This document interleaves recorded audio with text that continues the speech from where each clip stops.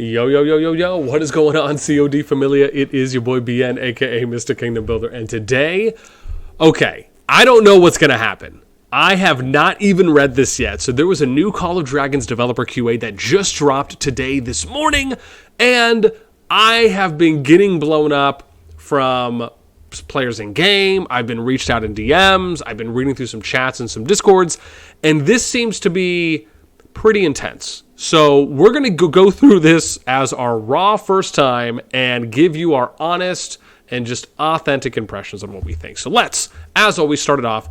Remember, if you want to go and view these, you go to dev feedback. You can click this here right for the first one. And then I like to go up here to the bubbles and do open and full view just so I can get a nice full screen page. Here we go. Over the past two updates, there's been a lot of discussion among the community regarding Season 2 content and the War Pet system.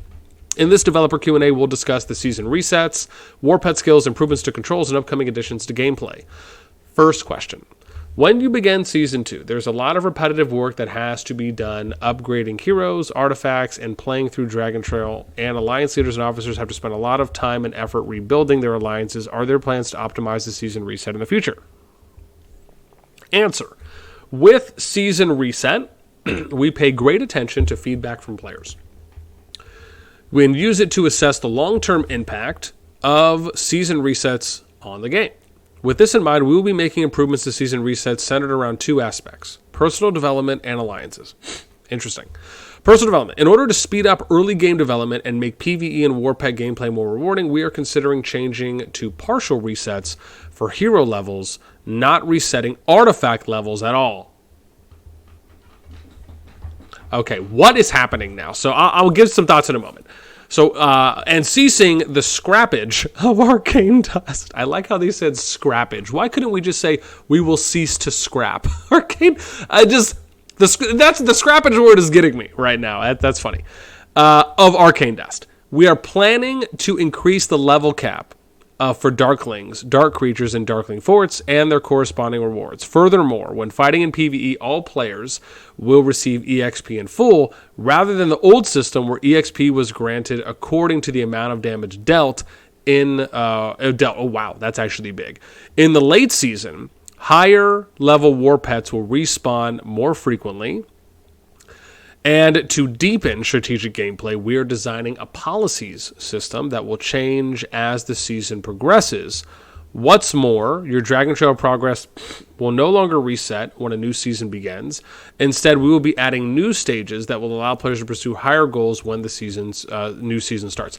This, before I even get to anything else, this is massive, right? They are essentially aiming to change the core parts of the core fundamental mechanics of the game, right? And bear in mind, there's a lot more we're going to touch on. So I'm going to go through this as quick as we can. They're aiming to they're aiming to do a partial reset for hero levels where they're not resetting artifact levels. So a partial reset for here. I wonder what that means when they say partial reset. Does that mean that wherever they're at, they'll go down to half the level? So let's say you have a hero at 60. Will it go to 30, right? Will it be a half type of a situation? What does that exactly mean? Not resetting artifact levels at all. So that means that you're going to be able to keep leveling. Now, my thoughts on this, and obviously the scrappage of arcane dust, because that's needed if you want. Now, this is my thing. I am actually okay with the reset system when it comes to heroes and artifacts. The challenge becomes, and this is what we've talked about, that you have to try and overcome this hurdle on, if you keep adding more heroes and more artifacts, all you're doing is moving the goalpost even further, meaning that now players have to grind more, they'll have to spend more, they'll have to invest more resources. So usually, if you're going to add more heroes and artifacts, you would typically want to compensate that by allowing for more experience to be gained and more arcane dust to be gained, right? Because if you're adding more, you need to give players an opportunity to play with more heroes, right? My view has always been that as a player, you should be able to get 10 heroes to level 60, to max level, right, before the final zone opens, right? That has always been my view. Now, that can be adjusted, but I like that as a baseline. And I mean as a free-to-play, specifically, right? And if you spend, obviously, that can be more. You should also be able to get 5 artifacts to max EXP level by the time before the final zone opens, right? Because to me, as a player, you would want to experience as much as you can in the game, right? And if you're unable to do that throughout a season, that becomes difficult, right? On top of, if you're also only aiming to max that amount of artifacts and that amount of heroes, maybe you change it up when as more heroes come out and new seasons come out, you can kind of pick where you want to invest. That is one way of looking at it. And like I said, that to me is a baseline. If they increase that to where you're gaining more EXP, you're gaining more arcane dust, so you can level your artifacts and heroes up even more, so you can have more than just 10 heroes to potentially use, that's fantastic. Right? I think one of the big aims when you're talking about the PvP side of CoD is that you need to have a lot of heroes because you have to be able to maximize as much stamina usage as possible based on the limit, right? You get 100 stamina per each hero. If you have 10 heroes at max EXP level that can handle larger troop capacities to send out into the field, you are essentially at a bit more of an advantage because you have more heroes that you can use their stamina for, which means you have a better opportunity to last longer in fights as long as you have, right, enough troops to hold, to fill your capacity out, right? But this basically lends a pretty big advantage to spenders because as more heroes come out and more legendaries and more epics come out, the free-to-play is only going to the gap is only going to widen because the spenders will be able to have multiple legendaries and multiple epics, or all the legendaries and all the epics, where a free-to-play won't be able to have that amount, maybe half of that, a third of that, a quarter of that. So do I like the direction they're going in by not having the artifact levels reset? I'm okay with it. I don't want to say that I'm over the moon with it because, again, I like the reset system. My view really would have been, I would have liked for them to test it a little bit more, try to make some more adjustments like we talked about, adding in more ways to gain EXP faster, adding ways in to gain arcane dust faster, and in more higher quantities before they potentially went down this road of just scrapping it. Now, am I okay with them scrapping it? I am. It's just not the immediate first thing I would have loved for them to do. This to me was kind of, well, let's exhaust the creative approach that Call of Dragons is at with the resets. Like, let's test out everything we could do to try and make this reset system work because it is unique to CoD when you're at least comparing it against Rock. And then you know what? If it really doesn't work out, then we can scrap it and do the transition. So that's just really my general view on that. However, like I said, on the other side of the fence, I do like the direction they're going in with this because I do think that it is going to help the free-to-play out so much more than they may even think. Now let's talk. Sorry, I know that was long-winded. Again, this is probably going to be a long video, so again, strap in because there's a lot of important parts here to understand. Now let's get to planning to increase the level cap for Darklings, Dark Creatures, and Darkling Forts. This to me is pretty straightforward. If you're going to allow for higher levels to be hit because the people who are already at T5 and max, it's just easy for them to kill 25s, then yeah, if you want to go up and allow for higher tier levels where more rewards can be paid out, I'm actually all on board for that. Then let's go furthermore. When fighting in PvE, all players will receive EXP in full rather than the old system where EXP was granted according to the amount of damage dealt. I am actually in favor of this. This is basically lines up with what we were just saying about allowing for more EXP to be gained faster and in just higher quantities, which is really going to help out everyone. Then we get to the in the late season, higher level war pets will respawn more frequently. That to me seems good, right? If that's been one of the pieces of feedback we saw from the war pets questionnaire that we did, right? Which we like to do questionnaires on my Discord. So again, if you're interested, you're more than happy to join. Right, links in the description and pin comment. But if this is something that they're going to increase that rate of spawn for the higher level war pets later in the season, I'm all for it. Then we get to anti-deep and strategic gameplay. We are designing a policy system that will change as the season progresses. Now, this is interesting. Is this going to change the current policy system where they're going to rearrange some things and then maybe certain things will unlock at certain points, so it'll kind of have a little bit of a delay or a stopgap on it that may allow for free-to-play to catch up so they're not as far behind? I wonder if that's the direction or if it's going to be something else. But again, we'll see how that goes. I'm kind of 50-50 on it without being able to hear or have more details on how that might work. Then what's more, and this to me is a big one, your Dragon Trail progress will no longer reset when a new season begins. Instead, we will be adding new stages that will allow players to pursue higher goals when the new season starts. This to me, I believe, is an incredibly big help to free-to-play players. This to me is what I consider to be a big free-to-play feature that focuses on quality of life. Because as you get to new seasons, the Dragon Trail becomes more difficult, right? And that mainly impacts free-to-play more than anyone else, free-to-play and low spend.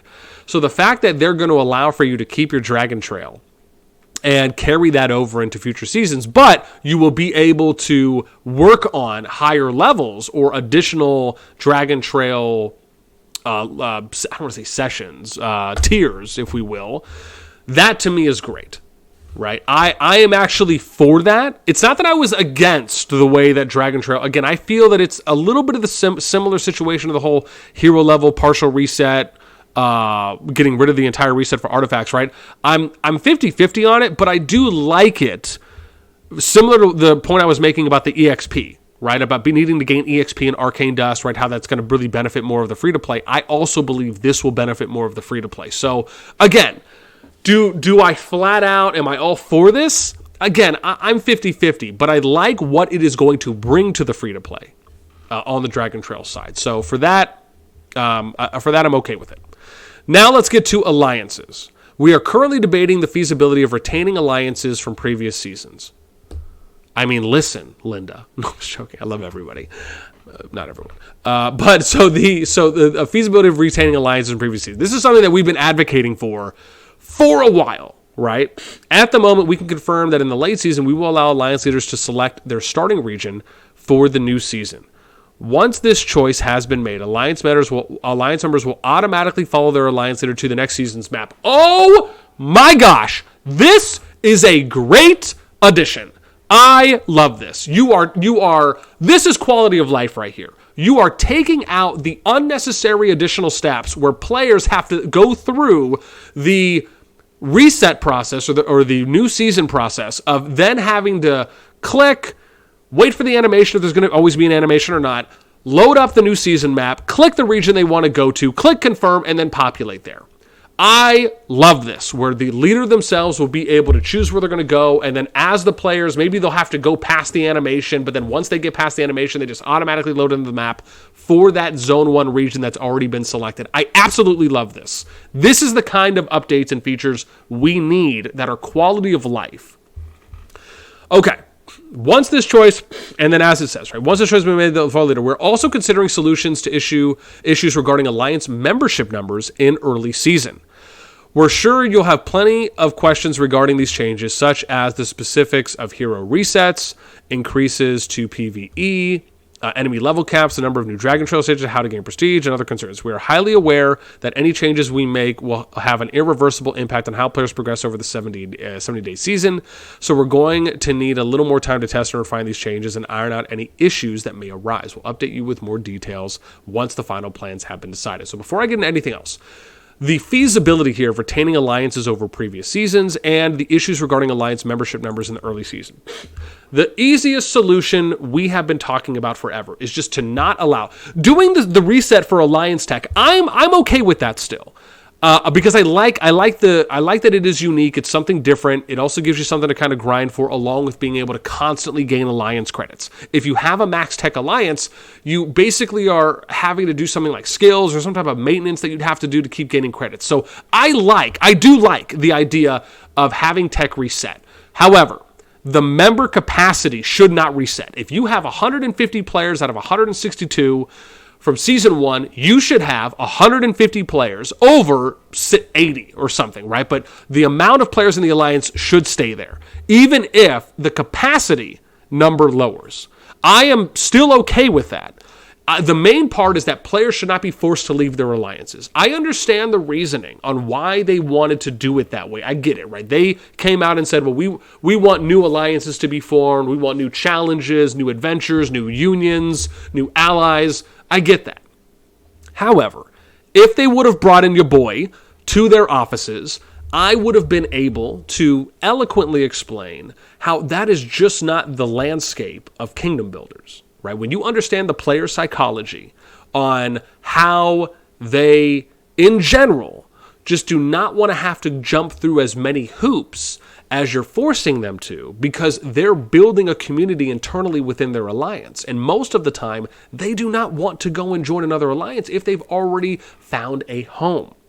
And I'm explaining this on a very simplistic level, right? I could really dive deeper into this. But again, I am happy that they are considering this. And I hope that at minimum, the change is that they will retain or they will allow for the current amount of alliance members in an alliance to be retained from season to season. Even if that max capacity number changes, I'm okay with that. So I hope they go in that direction. I think this would be a phenomenal quality of life change to the game and something that players would respect and appreciate. Okay, now let's get to the next question. Will it be possible to see the start times for different phases of the late season, such as the season summary, migration, matchmaking, and the beginning of a new season? In version 1.0.20, we have added a timeline for the late season, giving players greater clarity when making future plans. This is amazing. This, once again, is the quality of life stuff that we're talking about. I love seeing this. Give me more. Give me more. Oh, I could write you guys a list. Here we go. Next one. Will cross-server migration be introduced? Answer. Considering the differences in strength between players in Season 1, 2, and 3. Now, I want to point out, they say this, but this is technically a typo.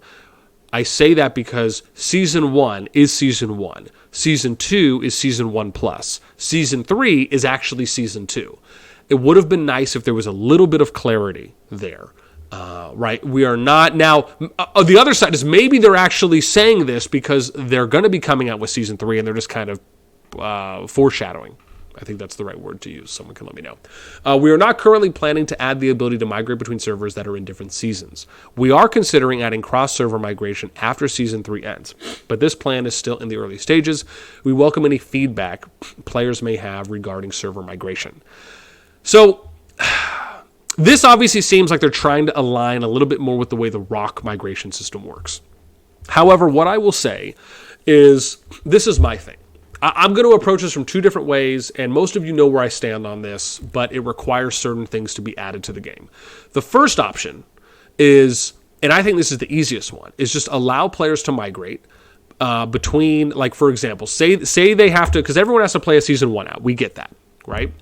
So say that once Season 1 finishes, if players want to migrate, there's really two approaches here. You can just do the easiest version, which is allow for anyone to migrate season to season, right? So a Season 1 player can migrate to another Season 1 kingdom. A Season 2 kingdom can migrate to another Season 2 kingdom. And then once you get to Season 3, you can migrate to any Season 3 kingdom and beyond for future seasons, right? If you really want to kind of do something similar to Rock. I think that's an easy way to do it. The other way, option 2, I'm going to give you three options. Option 2 is you do it, you allow everyone to play, you make it so everyone plays out Season 1, and then once you get to Season 2, you can migrate to any Season 2 kingdom, and then once you get to Season 3, you can migrate to any Season 3 plus kingdom.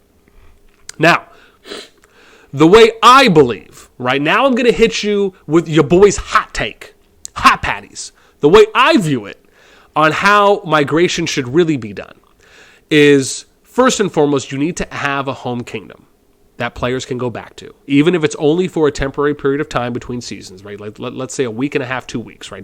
We're not saying a month. I don't believe that home kingdoms should have players go back there for an extended period of time, right? I think it's really more of a recovery, a reassessment, a restructuring, a reorganization period. That's really what it should be used for. But I do believe that players should have the ability to go back to a home kingdom, right? Regardless if they give you that option to go back to a home kingdom during the merged KVK seasons or not, I do believe there should be kind of a transition period, right? Or a recovery period. And like I said, I like 2 weeks. I just think that's an okay time. Now, the way I believe it should work is where if you have a home kingdom, you have a king or queen there, and that king or queen has the option to accept or deny players that apply. There needs to be, in my opinion, an overhaul slash an innovation to this process in kingdom builders.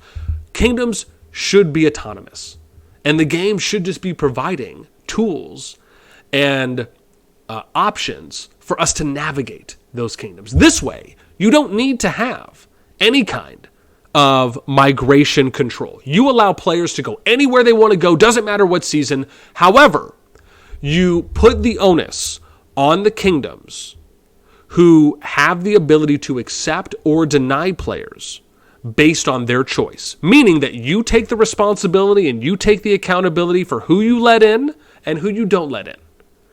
But that, to me, needs to be, now if they do that, everything becomes easier. You don't need to sit here and keep innovating and coming up with migration system protocols, right? You basically keep it simple. You don't even need to have player caps. You just have a simple accept, deny system. That's it.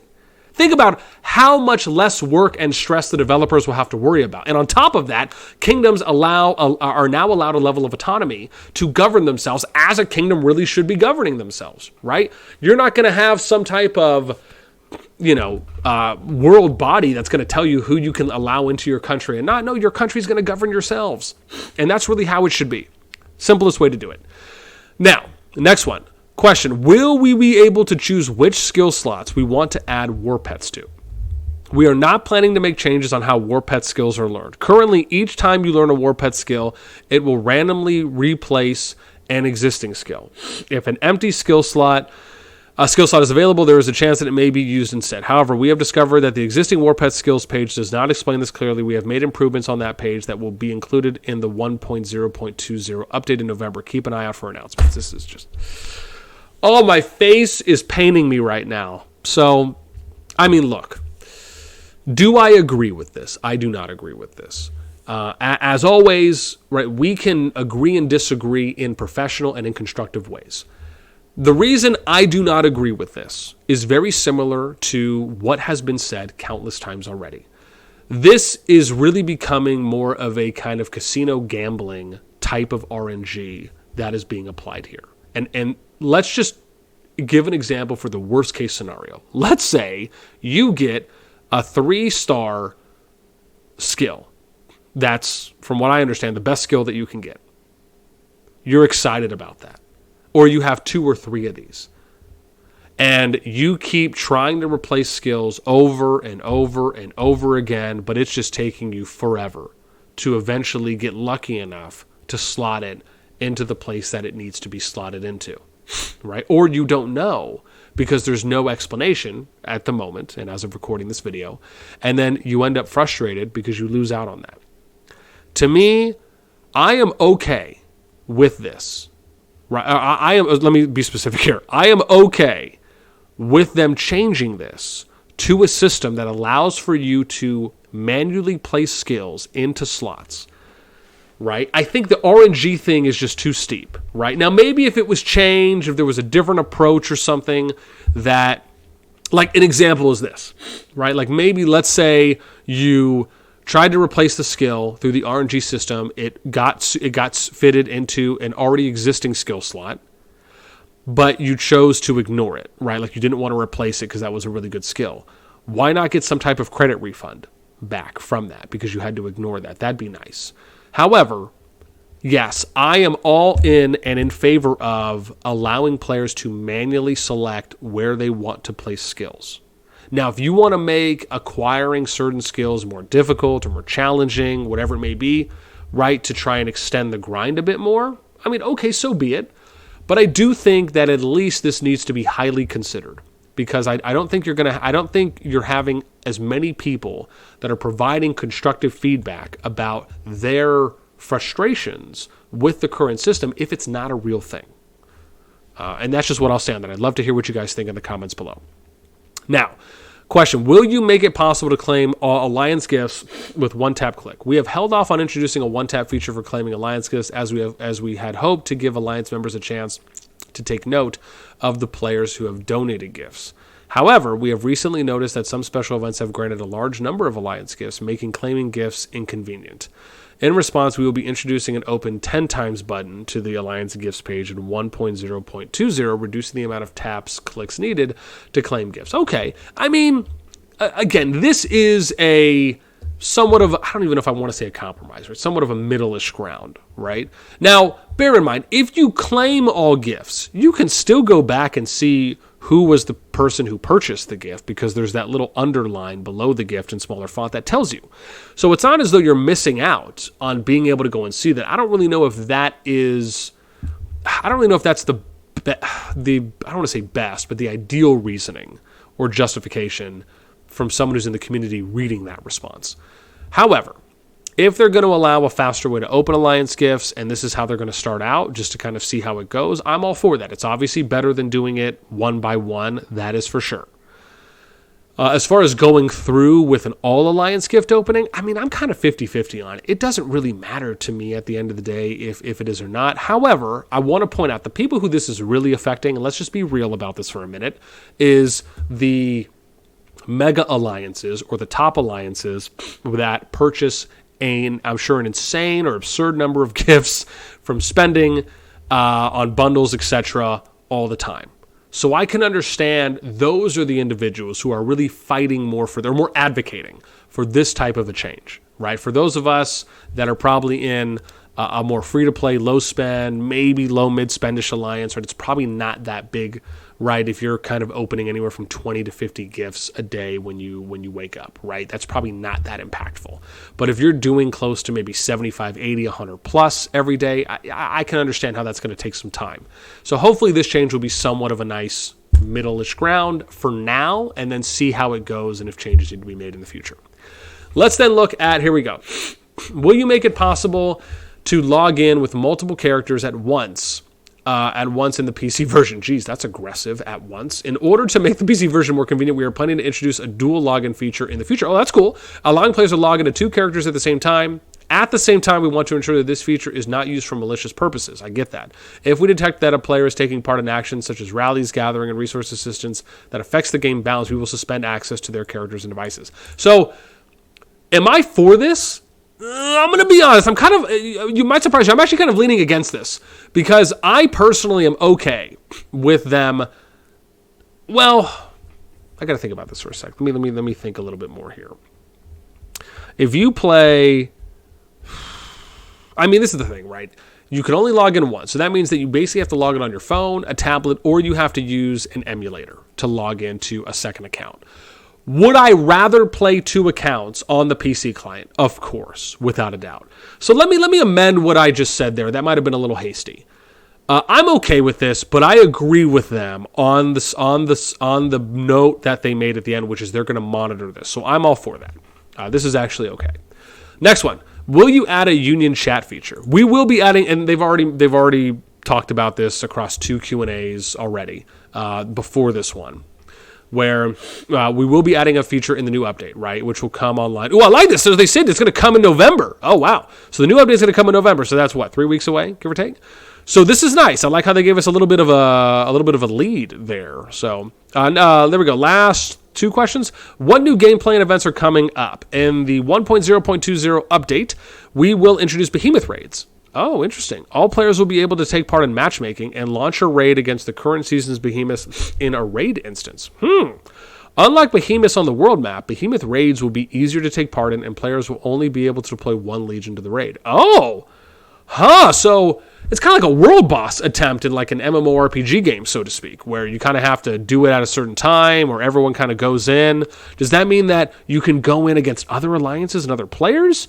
I wonder if this is going to be similar to Infinity Kingdom, where you could attack the spiders on the map, right? So for those of you that didn't play Infinity Kingdom, there were these spiders on the map where you were basically all players from the kingdom could go to these areas. They could relocate to these areas on the map, and players from any alliance, any faction could all participate together in kind of a kingdom-wide group effort going for the bosses. And it was actually like a fun thing to do. I wish they would have done more with it, but the idea I liked at face value. So I wonder if this is going to be similar to that, where it's not just alliance-based, because it doesn't say that. It says all players, and that could be cool. However, I want to point out that this type of a change, if it does end up working that way, is actually going more towards a kingdom-wide feature, not an alliance-specific feature, right? So if you get my drift and you get where I'm coming from on that, you will understand. Here we go. We'll also introduce a treasure map event. Oh, unlike existing gameplay, where you must first gather 7 treasure map fragments to find treasure, the event will grant treasure map fragments for completing quests, which can be pieced together to unlock clues, which will lead you to the treasure's location more quickly. Gameplay details and event information will be included in the new update. Okay, cool. So they're going to do a new event, but specifically for treasure map. I'm actually all for that, right? Let's play some Where's Waldo. Last one. Will you be adding new factions? We are in the early stages of designing new factions. Oh my gosh. This design process includes content such as new starting heroes, combat units, and faction bonuses, as well as ensuring that the new content is compatible with existing factions. For this reason, it may be a while before any new factions are introduced. We will welcome your suggestions on possibilities for new factions. That's cool. I'm totally down for new factions. Like, it doesn't matter to me. If they wanted to stick with 3 factions, I would be okay with that. If they want to add a new faction, I'm okay with that. But this is a nice surprise.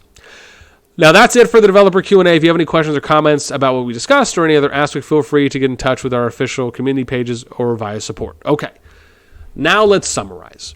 I, for the most part, actually really like this Q&A overall. The only challenges for me were the ones that I talked about, which was the fact that they're not going to consider at the moment changing, being able to manually assign war pet skills. I really would have been in favor of that. And then, right, just needing to kind of see how the partial resets are going to work, right? Because like I talked about, I'm really 50-50 on that. Obviously, how the new policies are going to work because we don't have a lot of information there.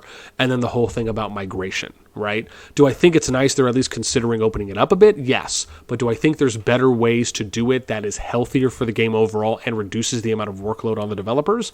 100%. With that all in mind, I would love to know what you think. Do you agree? Do you disagree? Do you have a different viewpoint? Let me know in the comments down below. That's going to do it for me. As always, until next time, I will catch you later.